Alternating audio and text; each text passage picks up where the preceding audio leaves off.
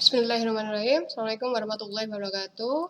Selamat pagi anak-anakku semua. Kita hari ini belajar tema 3, peduli terhadap makhluk hidup. Siapkan buku kalian ya.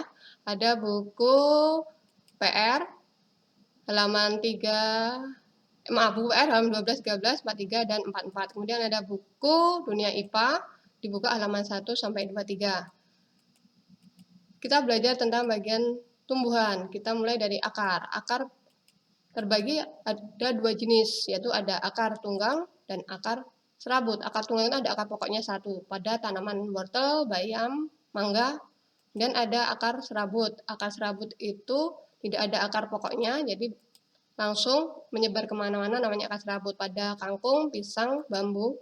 Kemudian fungsi dari akar ada 3. 1, mengokohkan tumbuhan. Kalau tidak ada akar, langsung batang, langsung roboh tumbuhannya. Kemudian akar untuk menyerap air dan mineral, akar untuk menyimpan cadangan makanan. Jadi yang akarnya membesar sebenarnya untuk menyimpan cadangan makanan. Ada akar khusus dipakai pada akar gantung pada tumbuhan beringin. Kemudian ada akar pelekat untuk menempel ya. Contohnya pada sirih, pada akar tunjang, pada tanaman bakau di pantai. Kemudian ada akar penghisap untuk menghisap, contohnya benalu. Kemudian ada batang. Batang kita bagi menjadi batang kayu, batangnya keras.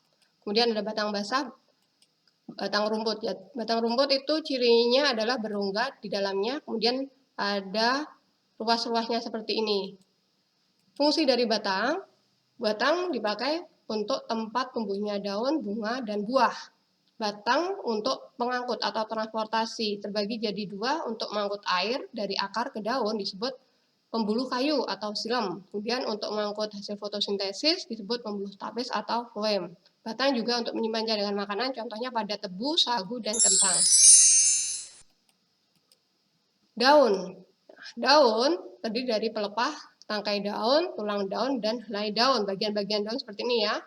Kemudian bentuk tulang daun, ada tulang daun yang menyirip. Seperti ini, menyirip. Contohnya pada bayam, kacang, mangga. Kemudian ada tulang daun sejajar, memanjang seperti pita, ada pada tanaman padi, tebu, kelapa. Tulang daun melengkung seperti ini, contohnya pada sirih, keladi, genjer. Kemudian tulang daun berbentuk menjari pada seledri, singkong, pepaya. Sekarang fungsi dari daun paling utama adalah untuk fotosintesis, karena di daun ada klorofil. Klorofil itu zat warna hijau pada daun. Kemudian untuk bernafas, alat pernafasan, jadi bernafas itu melalui lubang stomata. Jadi seperti manusia, tumbuhan juga bernafas. Kemudian untuk penguapan, jadi untuk mengeluarkan uap airnya. Nah, stomata ada di bagian bawah daun. Kemudian klorofil ini juga ada di dalam daun. Ini seperti ini ya. Kemudian fotosintesis. Fotosintesis itu proses pembuahan CO2 dan air akan menjadi zat makanan. Ini rumus kimianya seperti ini. Bunga, kita belajar bunga, bagian-bagian bunga.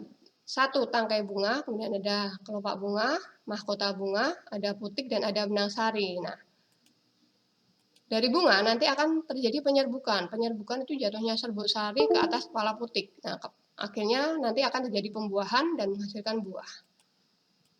Mengapa mahkota sangat indah dan menarik? Nah, jadi ini gunanya untuk menarik perhatian para serangga.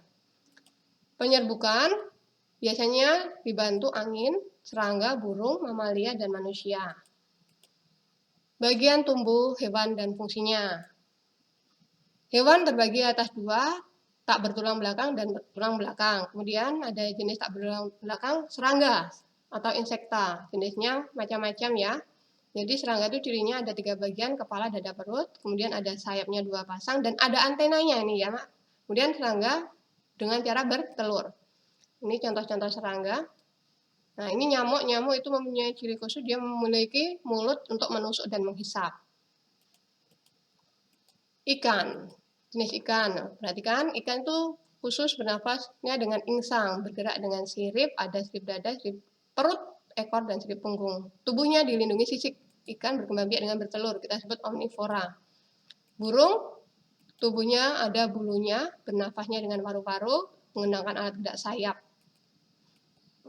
Nah, jenis-jenis burung banyak sekali. Nah, mamalia, Mamalia cirinya itu dia hewan yang melahirkan, tubuh pakai rambut tertutup rambut, bernafas dengan paru-paru. Ciri khusus hewan banyak sekali. Ini penguin hidupnya di daerah yang dingin, maka dia punya sayap.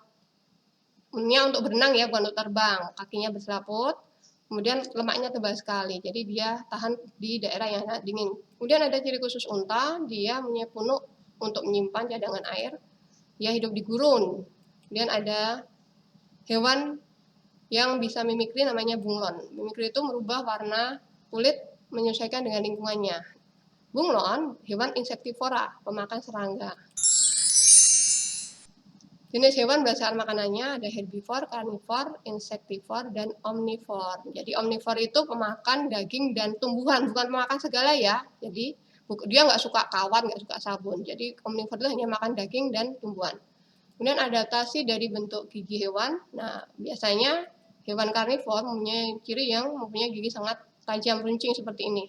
Nah, ini untuk membunuh mangsanya. Kemudian adaptasi dari bentuk kaki atau cakarnya, perhatikan untuk elang, gunanya untuk mencengkram, kukunya tajam.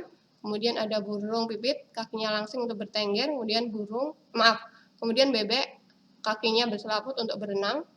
Kemudian ada ayam, kakinya dipakai untuk mengais makanan.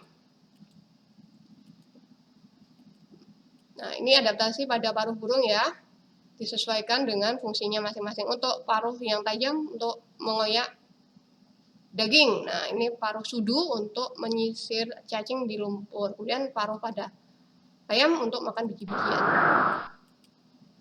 Sekarang tugas IPA ada di link seperti ini. Silahkan nanti kalian kerjakan dengan sungguh-sungguh. Dipelajari, jika kurang paham baca bukunya atau bertanya pada orang tuamu atau kakakmu. Terima kasih atas perhatiannya. Mohon maaf atas segala kekurangan. Tetap jaga prokes. Semoga Allah segera mempertemukan kita kembali untuk tatap muka di kelas masing-masing.